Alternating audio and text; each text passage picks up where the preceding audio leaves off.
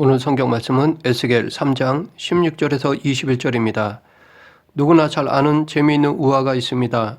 늑대와 소년 이야기입니다. 한 마을에 양떼를 돌보는 목동이 있었습니다. 어느 날 목동이 너무 심심해서 늑대가 나타났다고 거짓말을 했습니다. 마을 사람들이 모두 몰려왔습니다. 이것이 아이에게는 재미있었습니다. 그래서 그 아이는 또다시 늑대가 나타났다고 외쳤습니다. 다시 마을 사람들은 일하다 말고 달려왔습니다. 그렇게 3번을 했습니다.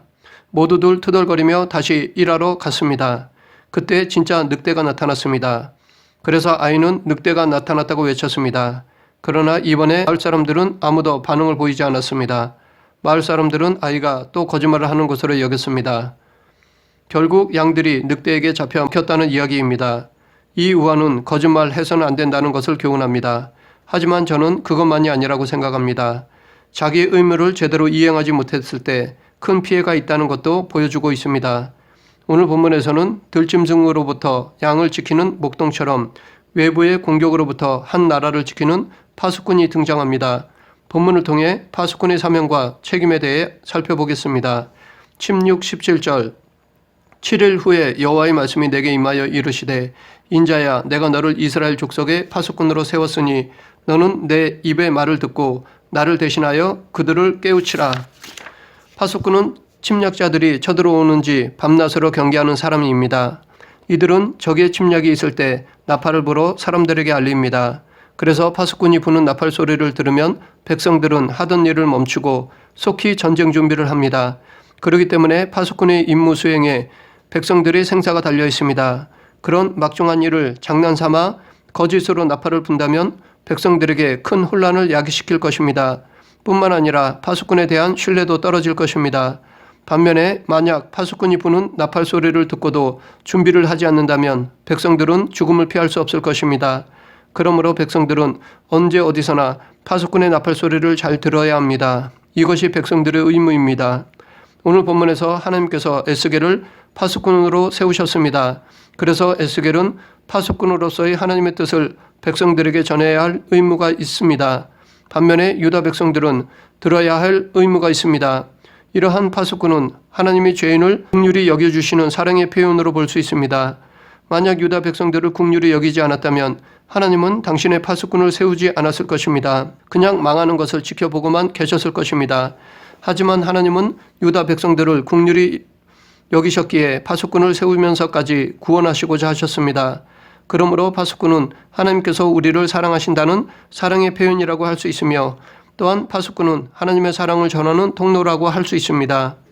하나님은 인간에 대한 사랑을 멈추신 적이 없습니다. 침묵의 기간에도 하나님은 인간을 사랑하셨습니다. 그리고 늘 당신의 사람을 예비해 두시고 파수꾼을 세우셨습니다. 지금도 마찬가지입니다. 이 시대의 파수꾼은 바로 우리들입니다. 그렇기 때문에 우리도 늘 깨어 악한 영의 공격, 세상의 가치관의 공격을 경계해야 합니다. 하나님의 뜻을 거스르는 적의 침략이 있을 때 나팔을 불어야 할 의무가 있습니다. 다음은 하나님께서 세우신 파수꾼의 사명을 살펴보겠습니다.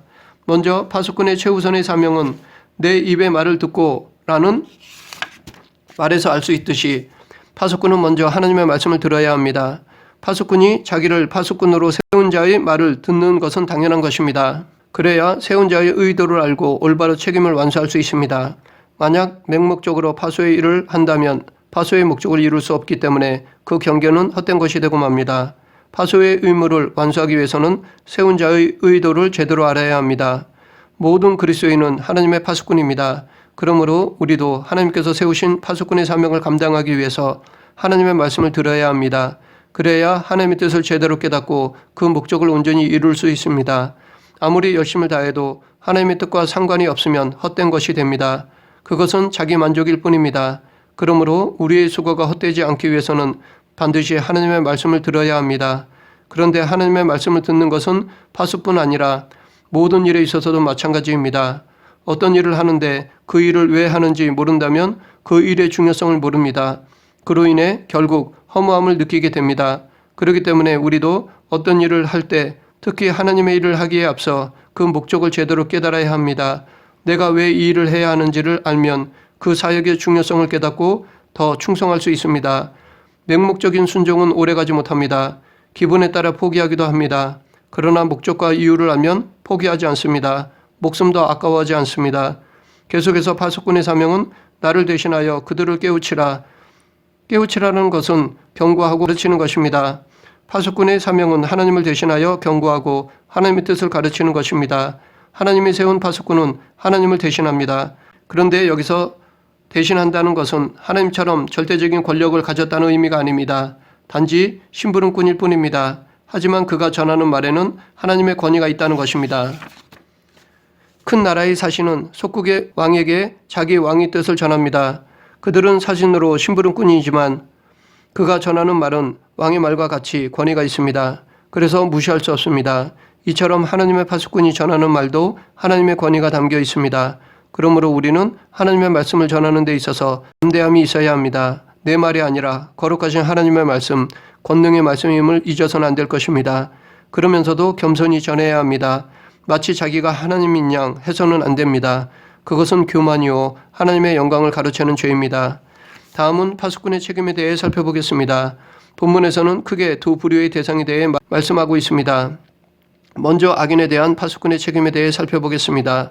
18, 19절 가령 내가 악인에게 말하기를 너는 꼭 죽으리라 할 때에 내가 깨우치지 아니하거나 말로 악인에게 일러서 그의 악한 길을 떠나 생명을 구원하게 하지 아니하면 그 악인은 그의 죄악 중에서 죽으려니와 내가 그의 피값을 내 손에서 찾을 것이고 내가 악인을 깨우치되 그의 악한 마음과 악한 행위에서 돌이키지 아니하면 그는 그의 죄악 중에서 죽으려니와 너는 내 생명을 보존하리라. 악인에 대한 하나님의 징계는 단호합니다. 너는 꼭 죽으리라는 말씀처럼 악인의 결국은 죽음입니다. 이 악인을 위해 파수꾼이 해야 할 일은 내가 깨우치지 아니하거나 말로 악인에게 일러서 그의 악한 길을 떠나 생명을 구원하게 하지 아니하면 그들의 죄악을 경고하고 하나님의 뜻을 가르쳐야 합니다. 만약에 그렇게 하지 않으면 다시 말해 파수꾼의 의무를 다하지 않으면 그 악인은 그의 죄악 중에서 죽으려니와 내가 그의 핏값을 내 손에서 찾을 것이고 악인은 자기 죄로 인해 죽지만 악인의 핏값은 파수꾼에게서 찾습니다. 즉 하나님께서 파수꾼에게 죄를 경고하지 않고 하나님의 뜻을 가르치지 않은 책임을 물으신다는 것입니다. 그런데 이 책임은 악인이 죄에서 돌이키게 하지 못한 것에 대한 책임이 아닙니다. 단지 경고하지 않고 하나님 뜻을 가르치지 않은 것에 대한 책임일 뿐입니다. 왜냐하면 회개시키는 것은 사람의 영역이 아니기 때문입니다. 파수꾼은 단지 하나님의 뜻을 전하는 심부름꾼일 뿐입니다. 그래서 파수꾼에게는 심부름을 하지 않는 것에 대한 책임만을 묻는 것입니다. 파수꾼은 오직 전하는 임무에 충성해야 하는 것입니다. 반면에 악인에게 경고하고 하나님의 뜻을 전했으면 그는 그의 죄악 중에서 죽으려니와 너는 내 생명을 보존하리라. 악인은 자기 죄로 인해 심판을 받지만 파수꾼에게는 아무 책임이 없습니다. 여기서 우리가 관심 있게 보아야 할 것이 있습니다. 악인이 심판으로 죽는 것은 선을 행하지 않아서가 아닙니다. 회개하지 않아서입니다. 왜냐하면 모든 인간은 죄인이기 때문입니다. 회개하지 않아도 될 사람은 아무도 없습니다. 모든 인간은 죄성을 가졌기 때문에 죽을 수밖에 없습니다. 그러나 하나님은 인간을 사랑하시어 이 사망에서 피하는 길을 열어주셨습니다. 그 길은 예수 그리스도의 보혈입니다. 예수님의 대속으로 영생의 길을 허락하셨습니다. 인간은 스스로 선할 수 없습니다. 하나님을 떠나서는 선할 수 없습니다. 그렇기 때문에 선을 행하기 위해서는 먼저 하나님께로 돌아와야 합니다. 또한 선행은 그리스도인들에게는 마땅한 것이기 때문에 선 자체는 구원의 도구가 될 수 없습니다.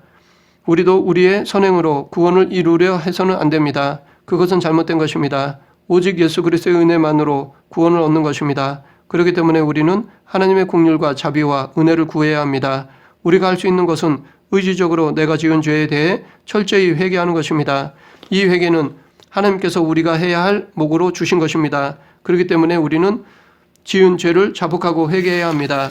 다음으로 의인에 대한 파수꾼의 책임에 대해 살펴보겠습니다. 20, 21절 또 의인이 그의 공의에서 돌이켜 악을 행할 때에는 이미 행한 그의 공의는 기억할 바 아니라 내가 그 앞에 거치는 것을 두면 그가 죽을지니 이는 내가 그를 깨우치지 않음이니라.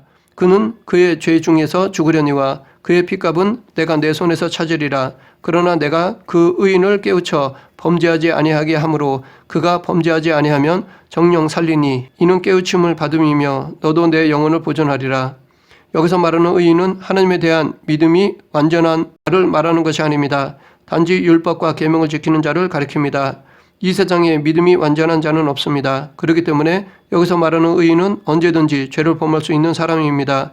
아무리 의인이라 불리움을 받아도 이 세상에는 죄에서 자유할 수 있는 사람은 없습니다. 믿음이 좋다고 하더라도 넘어질 때가 있습니다. 사람마다 자기의 약한 부분이 있습니다. 어떤 사람은 물질에, 어떤 사람은 명예에, 권력에 집착합니다. 사단은 이 약한 부분을 공격하여 넘어뜨리려 합니다. 그러므로 우리는 자기의 약한 점을 십자가 앞에 내려놓아야 합니다. 성령님의 도우심을 바라야 합니다. 과거 의를 행했던 자가 돌이켜 불의를 행하면 하나님은 어떻게 하십니까? 이미 행한 그의 공의는 기억할 바 아니라 라고 하십니다. 아무리 과거에 의를 행했다 하더라도 지금 악을 행하면 하나님은 징계하십니다. 그러면 이런 자를 하나님은 어떤 징계를 하십니까? 그 앞에 거치는 것을 두면 그가 죽을지니 악인의 징계와 똑같이 죽음입니다. 하나님은 과거에 아무리 의를 행했다 하더라도 지금 죄를 범하면 악인으로 취급하십니다. 그래서 악인처럼 징계하십니다. 이처럼 과거의 의로운 행위가 지금의 죄값을 치를 거나 앞으로의 구원을 보장할 수 없습니다. 그러므로 우리는 과거의 의로운 행위로 지금의 죄를 정당시해서는 안 됩니다. 또한 과거에 잘해왔던 것에 집착해서도 안 됩니다. 과거에 많이 봉사했으니까 지금은 안 해도 된다는 생각은 위험합니다. 과거에 머물고 있다면 그것은 죽은 신앙입니다. 늘 지금 살아 움직이는 신앙생활을 해야 합니다. 구원은 현재적입니다. 지금이 중요합니다. 이것은 역으로도 볼 수 있습니다. 즉 과거의 죄인이었다 하더라도 지금 회개하면 의인으로 여겨주십니다. 이처럼 과거보다는 현재가 더 중요합니다. 그러므로 우리는 과거에 집착하기보다 지금 내가 하나님 앞에 바로 서 있나를 살펴야 할 것입니다. 파수꾼은 과거의 의인이었지만 지금 불의를 행하는 자에게 경고나 하나님의 뜻을 전하지 않으면 하나님은 그의 핏값은 내가 내 손에서 찾으리라 라고 하십니다. 여기서도 의인은 자기 죄로 죽지만 그의 핏값을 파수꾼에게서 찾습니다. 파수꾼이 자기의 의무를 다하지 않았기 때문에 파수꾼으로서의 책임을 묻습니다. 반면에 의인에게 경고하고 하나님의 뜻을 전했으면 너도 내 영혼을 보존하리라입니다. 의인은 하나님의 뜻을 받아들여 철저히 회개하여 구원을 받고 파수꾼도 책임이 없습니다. 이렇듯 대상이 악인이건 의인이건 간에 파수꾼의 임무는 똑같습니다. 또한 그에 따르는 책임도 같습니다. 그렇기 때문에 파수꾼은 상대가 의인인지 악인인지 구분할 필요가 없습니다. 단지 자기의 의무와 책임을 다하면 되는 것입니다. 누구를 막론하고 죄악에 대해 경고하고 하나님의 뜻을 전하면 파수꾼은 자기의 의무와 책임을 다하는 것입니다. 그러고 보면 파수꾼의 책임은 무겁습니다. 파수꾼은 이를 대충 해서는 안 됩니다. 목숨 걸고 해야 합니다. 그래서 사도 바울도 고린도전서 9장 16절에서 내가 복음을 전할지라도 자랑할 것이 없음은 내가 부득불할 일임이라 만일 복음을 전하지 아니하면 내게 화 있을 것이미로다 라고 하였습니다. 파수꾼으로서 하나님께 충성하지 않을 때 받는 화는 지금 우리들도 마찬가지입니다. 우리도 우리의 사명을 제대로 감당하지 않으면 화가 있을 것입니다. 그렇기 때문에 목숨 걸고 열심을 다해야 할 것입니다. 말씀을 정리하겠습니다. 하나님께로부터 파수꾼으로 부름받은 사람은 먼저 하나님의 말씀을 들어야 합니다. 그리고 그 들은 말씀으로 사람들에게 경고하고 가르쳐야 합니다. 만약 파수꾼이 말씀을 듣지 않거나 깨우치지 않으면 그에 따른 책임을 져야 합니다. 파수꾼은 단지 하나님의 뜻을 전하는 대언자일 뿐이지만 파수꾼이 전하는 말의 권위는 하나님을 대신하는 것입니다. 그렇기 때문에 사람들은 파수꾼이 전하는 말을 거부해서는 안 됩니다. 전적으로 따라야 합니다. 그렇지 않을 경우에는 그에 대한 책임을 본인이 져야 합니다. 우리는 이 시대의 파수꾼으로서 그 의무와 책임을 다해야 할 것입니다. 우리 모두 어두워가는 이 시대에 늘 깨어 악의 세력을 경계하고 경고의 나팔을 부는 파수꾼이 되길 간절히 축원합니다. 기도하겠습니다. 죄악을 멀리하시는 하나님 아버지, 이 시대의 파수꾼으로 죄를 경계하며 하나님의 뜻을 전하는 그리스도인이 되고자 하오니 저희들을 사용하여 주시옵소서. 죄를 경계함으로 거룩함을 지키게 하시고 하나님의 백성으로서 조금도 부족함이 없는 삶을 살아가게 하여 주시옵소서. 예수님 이름으로 기도드립니다. 아멘.